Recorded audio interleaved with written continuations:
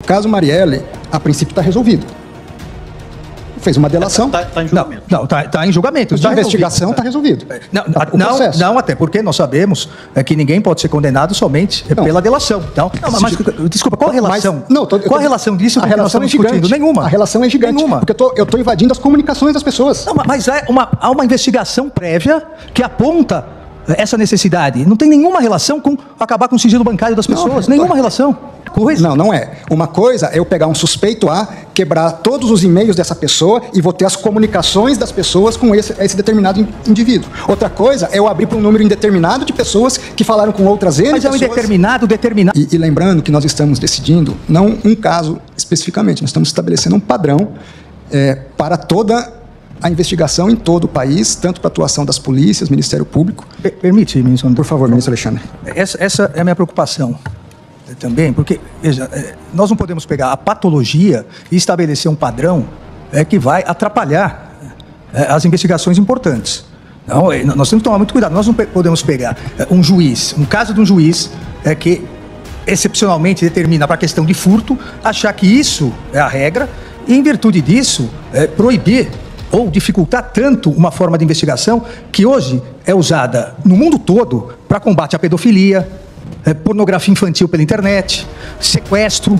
Porque se nós começarmos a colocar isso, aquilo, pensando na patologia, pode dar pesca probatória. No caso concreto, se analisa se foi pesca probatória. Nós temos o caso, e esse é um dos casos, nós temos o caso que houve a necessidade de verificar quem consultou aquilo naquele momento para descobrir os assassinos da Marielle.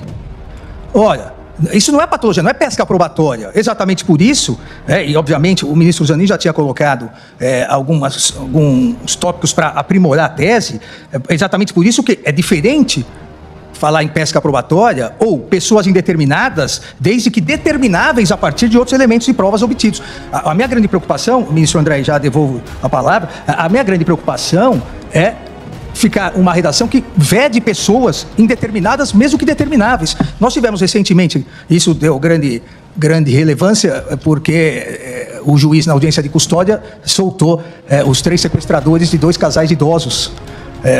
O tribunal rapidamente depois reverteu isso. Mas por que se chegou aos sequestradores? Exatamente quebrando conexão e registros e aplicativos numa área onde se chegou à investigação que poderiam estar lá, em cativeiro.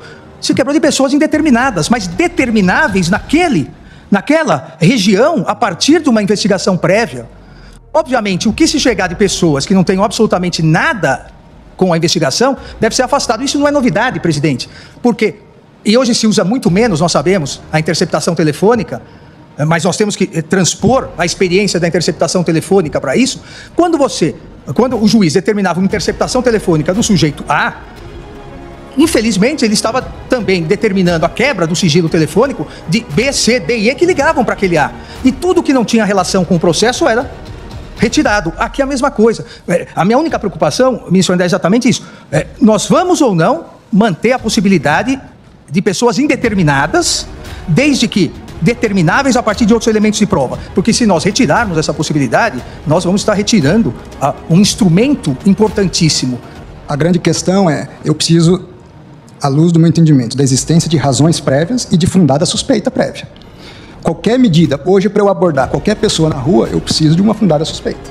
Aqui entendo as preocupações de Vossa Excelência e envolve uma questão até de um certo dilema, mas a possibilidade de se abrir para pessoas indeterminadas, sem que se tenha uma prévia suspeita dessa conduta, eu acho que há outras medidas invasivas mais pontuais, por exemplo, em casos de pedofilia. E as polícias fazem isso, você enviar, há uma suspeita de certas situações, enviar um programa espião a partir de certas procuras que as polícias fazem, e aí mas aí você está focando em uma pessoa que já havia prévia suspeita. E a partir dali você consegue alcançar uma rede de pornografia infantil, de pedofilia e de uma criminalidade mais sistêmica e organizada.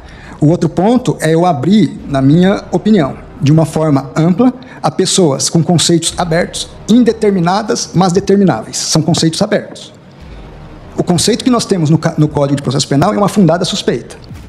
Se há uma fundada suspeita, o juiz autoriza em relação a essas pessoas. E, logicamente, que a partir dessa pessoa, outras quebras podem ser feitas. Ministro André, permite, mas o grande problema é que há a fundada suspeita de que naquela região, e há provas, estão os sequestradores. A polícia precisa desse meio de prova. Ela não sabe quem é o sequestrador. Então, é totalmente diferente, com devido respeito, da comparação com a revista íntima. Porque a revista íntima, a pessoa está entrando. A polícia não sabe ainda quem é o sequestrador. A polícia não sabe ainda quem é o homicida. Mas chegou numa determinada investigação que a polícia sabe que, cruzando esses dados, vai chegar. Não é possível nós retirarmos isso da polícia. Vamos lá, vamos quebrar um sigilo dessa natureza. E longe de mim dizer que a questão é simples. Mas vamos quebrar o concreto. Pois não. Por exemplo, no caso dessa vereadora, o que se fez foi uma busca, essa pesquisa, em todos aqueles que ingressaram na rede mundial de computadores para pesquisar naquela área. O nome dela. Então, o nome, essa necessidade. Os horários, a agenda dela. Ou seja, todos os brasileiros. Não, aquela área. Antes dela ser. Todos os brasileiros que fizeram a pesquisa e tem um período posterior ainda no pedido. Ainda alcança um período posterior, logo após. Ou seja, todo mundo depois do homicídio foi lá e fez a pesquisa. Não, foi quem pesquisou, não só o roteiro dela, não só a agenda dela, como posteriormente pesquisou as câmeras do local. Qual o interesse de pessoas em saber câmeras do local? Bom, é um método investigativo importante. Dúvida honesta. O caso Marielle, a princípio, está resolvido.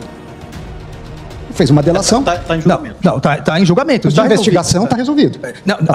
Não, até porque nós sabemos que ninguém pode ser condenado somente pela delação. Então, as provas estão sendo validadas. Esse instrumento de prova é importantíssimo, não só para o caso Marielle. Mas em relação aos acusados... Para o caso do sequestro desses 3 idosos, não há, devido ao respeito, não há lógica em nós restringirmos de forma abstrata um meio de prova importantíssimo para a polícia, achando, e como disse o ministro Fux, só com ordem judicial, então há o controle judicial, achando que pode haver pesca probatória, que seja anulado depois. Eu não tenho dúvida que vai haver um arrastão probatório. Ministro André, só para colaborar com Vossa Excelência, embora, obviamente, a minha ilustre antecessora já tenha votado, 2 observações, uma à guisa de obter-dito, a outra sobre o caso concreto. Primeiro, é muito curioso que o Google queira impedir que o Estado faça o que ele, Google, faz. É muito singular isso, porque o Google faz, a Meta faz, as farmácias fazem, quebram nossos sigilos e vendem os nossos acessos. É muito peculiar isto, mas é apenas uma observação de ordem ética, eu diria. Mas em relação ao caso concreto, ministro André,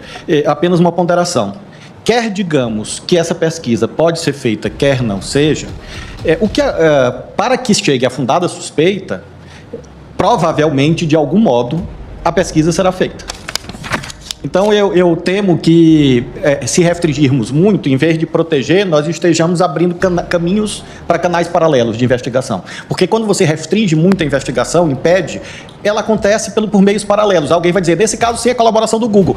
Sim, é fato, mas existem muitas ferramentas de tecnologia que permitem esse tipo de devassa de dados. E aí sem controle judicial. Controle judicial. Eu quero crer que não se admita nenhuma hipótese de investigações paralelas. Claro, mas na prática, não. Eu apenas estou dizendo que nós não admitimos, mas na prática, se nós restringirmos, então eu não posso isto vai chegar a lá. Né? Partir desse pressuposto.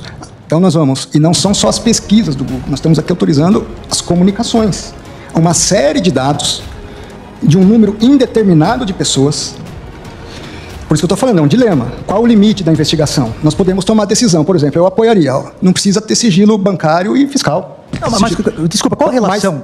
Qual a relação disso com a relação que nós estamos discutindo? Nenhuma. A relação é gigante. Nenhuma. Porque eu estou invadindo as comunicações das pessoas. Não, mas há uma investigação prévia que aponta essa necessidade. Não tem nenhuma relação com acabar com o sigilo bancário das pessoas. Nenhuma relação. Eu, quando faço uma quebra dessa natureza, eu pego tudo.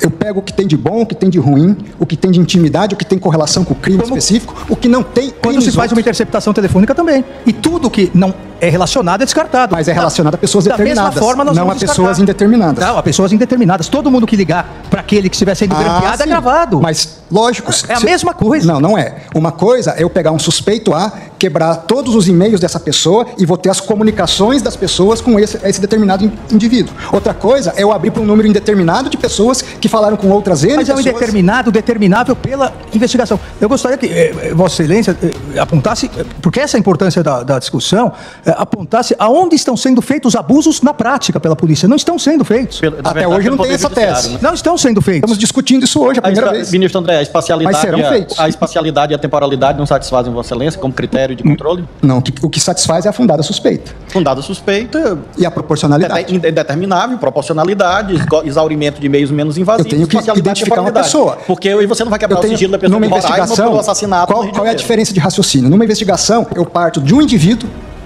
para o todo. Eu estou querendo partir do todo para achar um indivíduo. Esse é o raciocínio que a gente precisa fazer. Vossa Excelência me permite? Seria muito aberto se nós dissermos. É possível o afastamento mediante ordem judicial fundamentado de sigilo de dados, mas não é o caso. É possível no âmbito de investigação criminal. Uma investigação criminal, ela só se inicia em relação à pessoa suspeita. Sim, mas o que se está decidindo aqui é se eu posso, para descobrir, além dessa uma pessoa suspeita, outros suspeitos que eu não conheço. Sim. Por isso que, se é para uma pessoa suspeita, ótimo. Se é para as pessoas, a partir de uma pessoa suspeita, eu identificar outras pessoas correlacionadas a essa pessoa, ótimo. O que eu não posso é partir do geral para o particular.